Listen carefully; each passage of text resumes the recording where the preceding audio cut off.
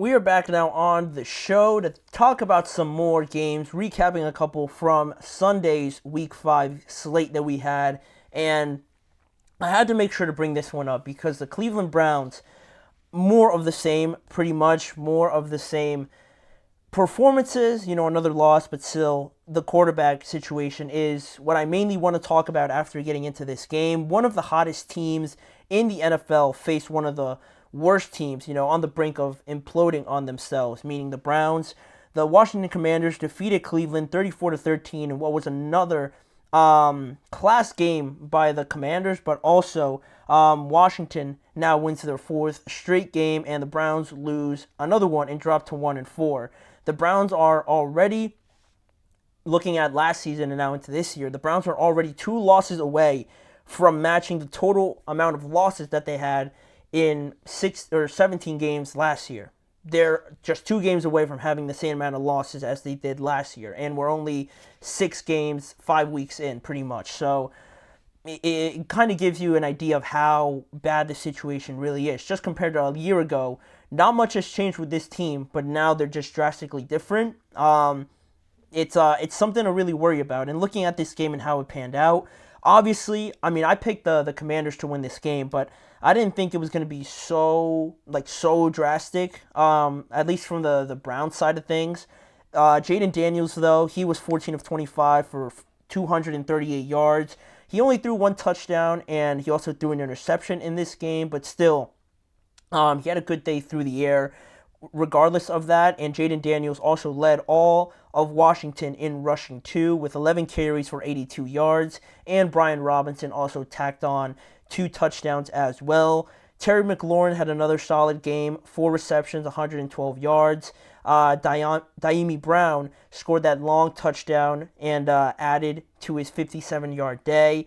And on the other side, now talking about the Browns, Deshaun, while he might not have thrown an interception, he was 18 of 28 for 125 yards and a touchdown. The running game, again, not too many people talk about it. A lot of the blame does go to Deshaun, but still, the running game was pretty absent again, not existent again from Jerome Ford and Dante Foreman and these guys. And Amari Cooper led all wide receivers with 4 receptions and 60 yards. And just on that topic a little bit here for a second before we talk about the game. Yes, Deshaun probably deserves and should get a lot of the blame, but I think the idea of how they game plan these games sometimes is lost on people that might not put as much emphasis on that. Because if your running game is not that very good, you're going to tell me that you're going to, a lot of the times you're down in these games, right? And that's not a good thing to have, right? But in this game, they were pretty close throughout the first couple drives there. So not establishing your running game enough, now you're making Deshaun throw it even more, because if you're not running the ball and let's say you go down like you have in most of these games up until this point, now you have to pass, right? Now you're trying not to lose and you have to try and catch up, which means that you open the possibility of Deshaun Watson throwing it a lot more.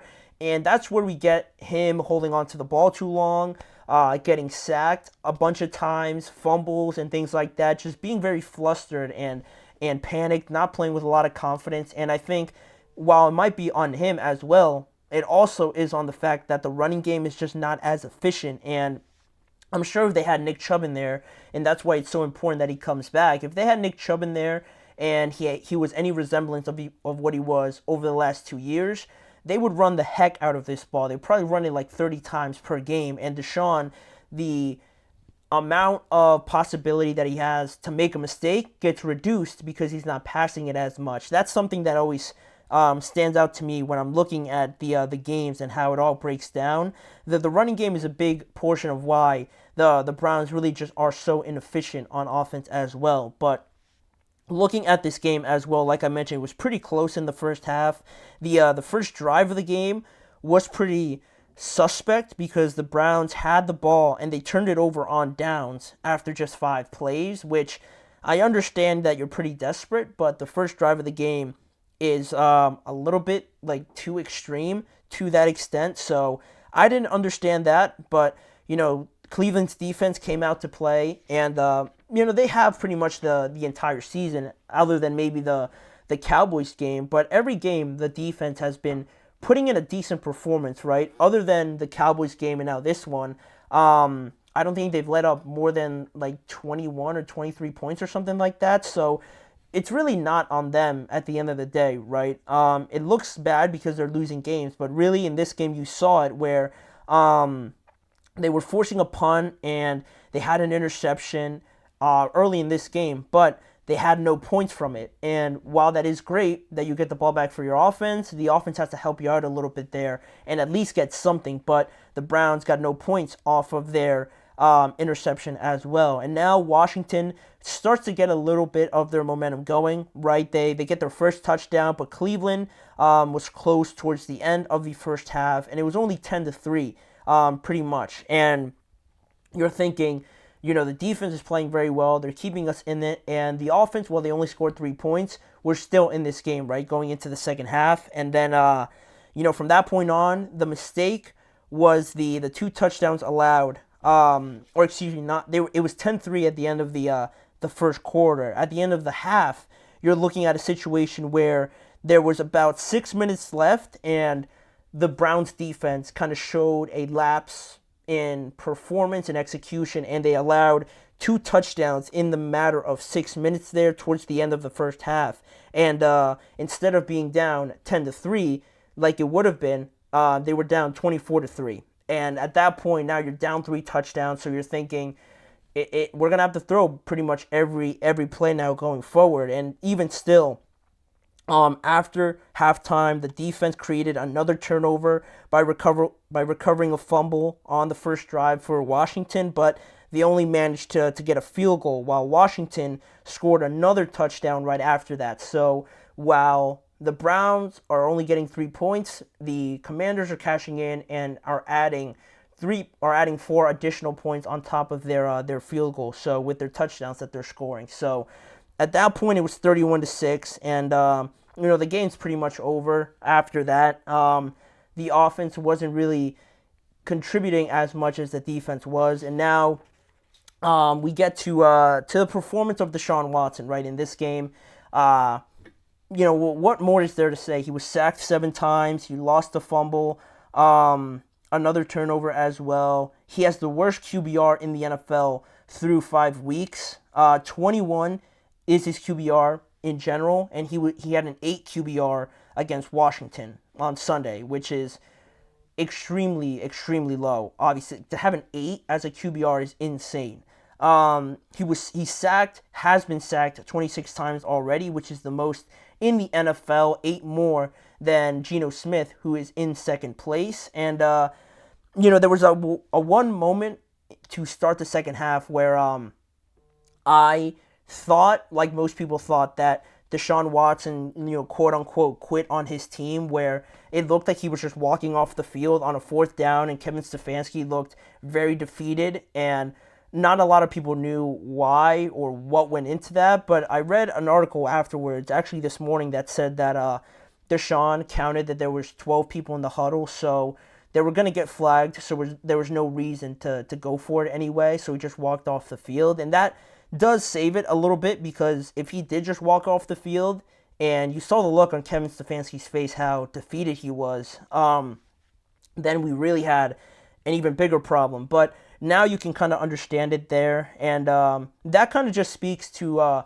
Deshaun Watson obviously having a lot to do with the lack of success for the Browns, but also the lack of concentration to have 12 guys in the huddle, now just adding insult to injury, is it's not helping anybody. And afterwards, after this game, you might be thinking, like, is it time now? Are the Browns actually going to make a change? And Kevin Stefanski says afterwards in the post-game conference that they're not going to change quarterbacks. And it just feels like, I don't know, like, to say that you're not going to change quarterbacks and say that you have to play better or that you have to coach better and the team has to play better, it's like there's just no point in asking these questions or even, like, talking about this situation if the own team, the own coach isn't really going to consider it a possibility when it feels like it's so obvious right now. And I kind of feel bad for Kevin Stefanski now, because it feels like this might be out of his control. And now you're talking about bringing in the conversation around Deshaun Watson's contract and how that affects the idea of benching him or not, right? Do you bench the guy that is guaranteed $230 million that's just sitting on your bench, just out of spite and just sitting there doing nothing? It doesn't look great on the organization, right? And it's already looking like the worst trade in NFL history. That's what the story is going to be. If and when I expect the Browns to finally bench him, that for as much as they gave up to him and how the Texans look right now, I'm sure this is going to be one of, if not the worst trade in NFL history. And now I think we're starting to see the initial beginnings of it, because before it was that he was injured, it was that he needs to get acclimated, and now you're in year 3, I believe, and there's no injuries, and still you have the same exact team, but the only thing that's changed from the end of last year, where the Browns looked very good, is the quarterback. The 40-year-old quarterback that they got rid of in free agency is now playing pretty well in Indianapolis, and now the Browns are sort of stuck in a bad place, a very bad place to be as an organization, where it feels like the decisions that need to be made to improve the performances on the field go beyond just the performances on the field, right? It seems like we're talking about contracts and how ownership and maybe the general manager don't want to bench Deshaun Watson because of that contract. And then, once we're talking about that, the play on the field, which should be the most important thing, becomes secondary, it feels like. And you can't operate as an organization that's trying to win games in that manner. So that's why I say I kind of feel bad for Kevin Stefanski. And the Browns right now are last in the AFC North. And while it might look awful that they're 1-4 right now and they have the hardest schedule, it doesn't feel entirely too late, right? Because they have Nick Chubb coming back, but they need to do something, right? They need to do something because their next couple games are at Philly. For as questionable as Philadelphia has been, they haven't been the Browns, as bad as the Browns. So I'm not really confident in that game. Then afterwards, they host the Cincinnati Bengals. They're also 1-4, but you can make an argument that they probably could have won all of their games, maybe except the Commanders game. Then they host the Baltimore Ravens, who have just won 3 straight games in a row. So I can't see Deshaun Watson still being the quarterback after all 3 of those games. It can't happen. It's impossible for that to be the case, because if that's the case, then we're not really evaluating on things on the field, right? And it just becomes a different matter, right? Not just football related. So it's not too late yet for the Browns, but they need to change something. Maybe 2 weeks max. This upcoming game against the Eagles, Deshaun's probably going to start, but probably after that, maybe even after the Bengals game. That's as late as it'll go. But if it goes beyond that, then there's no point in talking about Deshaun being benched, because the Browns obviously have different reasons to keep him on there, right? If that makes sense. So that's where the Browns stand. We didn't talk too much about the Commanders because I think everything's pretty much been said about them. They look legit this year, so next week's game against the Ravens is going to be a great one, but we'll preview that later on in the week. Right now, we're going to move on to another game that I thought hasn't been talked about enough, and that was the Cardinals' comeback win against the San Francisco 49ers, a division game that went down to the wire. And we're going to break it down, talk about the good that we saw from the Commanders, but also the bad that we saw from the 49ers. So we'll be right back with that. You're watching the GSMC Chip Shot Football Podcast.